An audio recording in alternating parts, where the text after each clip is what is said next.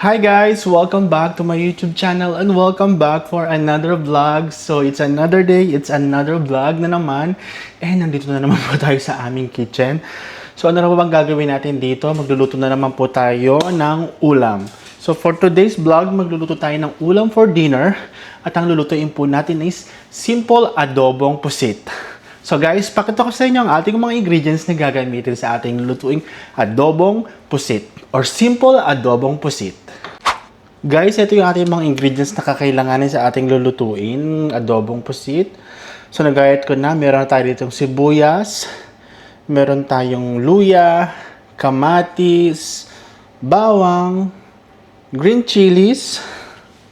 Pwede din po tayo ng Mamacita's oyster sauce, vinegar, any kind of vinegar po pwede. Dato puti soy sauce, salt, pepper, and ang ating pinaka-main ingredients, ang ating pusit. So nalinisan ko na po siya. So guys, napakita ko na sa inyo ang ating mga ingredients. Ngayon naman, samahan niyo ako at mag-start na tayo magluto ng ating lulutuing adobong pusit. So guys, mag-start na tayo magluto. Lagyan na natin ng ating olive oil ang ating cooking, ang ating pot. So ayan guys, mainit na ang ating lutuan. Ngayon naman, ilagay na natin ang ating bawang. Igisa na natin ang ating bawang.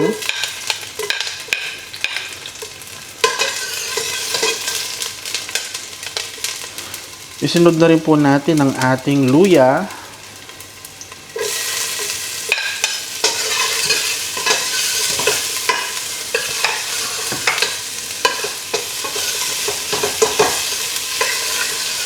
Then, isabay na natin ang kamatis.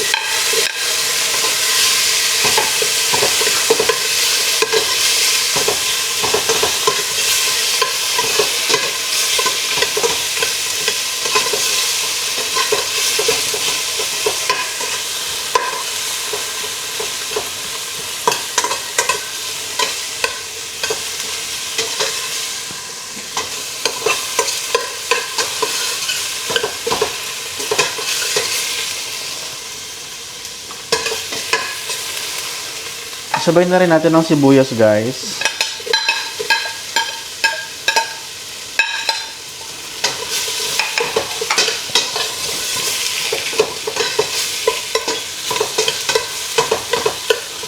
Saute lang natin siya ng few minutes. Ngayon, guys, ilagay na natin ang ating pusit.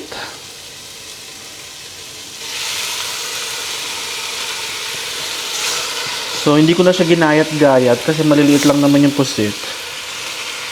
Normally sa Pilipinas ginagayat yan para dumami.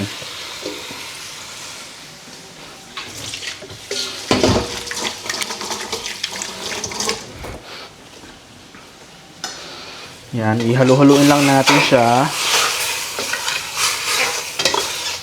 Actually, mabilis na naman magluto ng pusit. Mabilis lang din siyang lutuin. Hindi siya dapat ino-overcook. Kasi kapag nag-overcook ang pusit natin, magiging chewy siya. Ngayon, maglagay na tayo ng konting soy sauce. Konti lang, para pang kulay. Yan. Kasi magwa-water yan later. Lagyan na rin tayo ng oyster sauce. Ito na natin. Yung suka, iuhuli natin.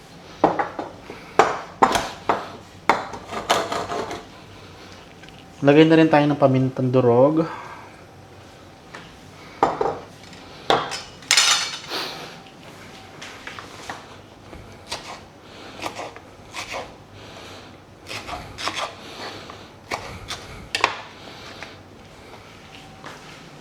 Lagay na rin natin yung ating green chilies. Yan, ginayat ko siya.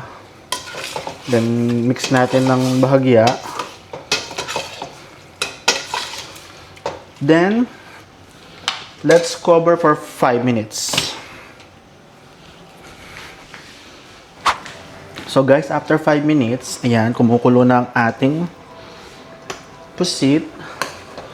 So tikman natin siya kanong lasa niya. Kasi wala pa tong suka. Toyo at oyster sauce pa lang nilagay natin. Okay na siya. Lagyan pa natin ng konting asin.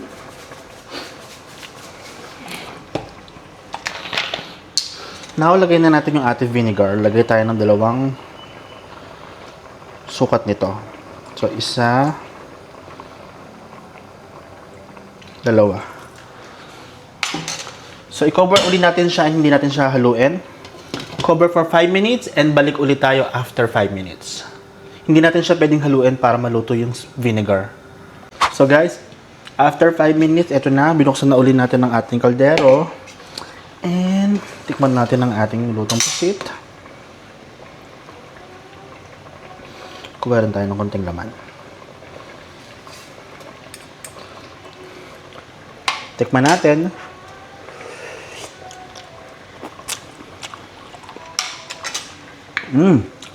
Hop. So, luto na ang ating pusit, guys. Imagine, in less than 30 minutes, meron ka na agad ulam.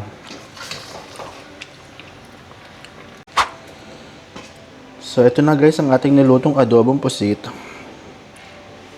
Di ba ang bilis natin makaluto?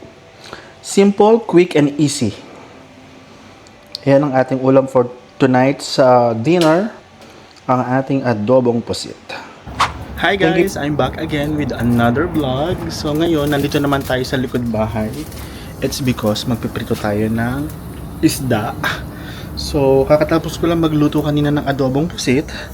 Ngayon naman, ang kapares niyang ulam is itong ating piniritong galunggong. So, ayan, mainit na yung ating pan. And, mag-start na tayo magluto. So, baka magtanong dyan guys, and sa mga bago pa lang sa aking channel. So, itong bahay, sa bahay kasi, sa loob ng bahay, bawal magprito guys ng fish. Kasi maamoy siya. So, kapag nagprito ka ng fish sa may kitchen, mag-spread yung amoy niya sa buong bahay. So, malaki yung bahay. But, yung amoy nag-i-stay sa mga rooms. So, ang rules dito sa bahay na to is bawal magprito ng fish sa kitchen. Kung gusto mo magprito, dito ka sa outdoor, sa labas. Nakapaglagay na tayo ng cooking oil. And hintayin na lang natin uminit yung ating mantika bago tayo mag-start magsalang ng ating fish. So guys, ayan, nakapagsalang na tayo ng first batch. Bali, 4 na tayo na ilagay natin. Smooth lang yung ating prituhan. So, i-flip natin siya after 5 minutes.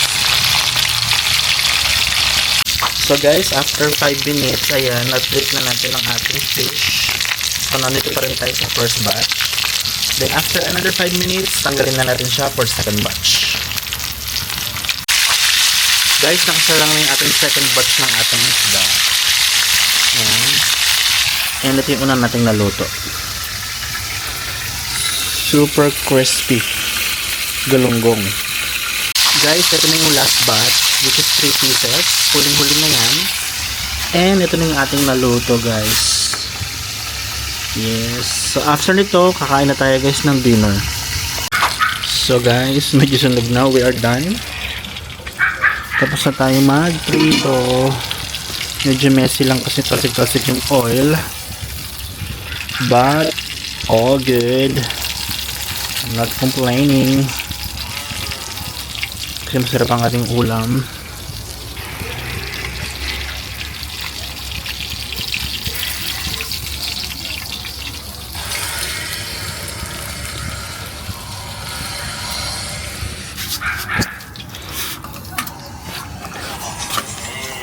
So guys, ito ang ating ulam. Matapos na tayo magprito.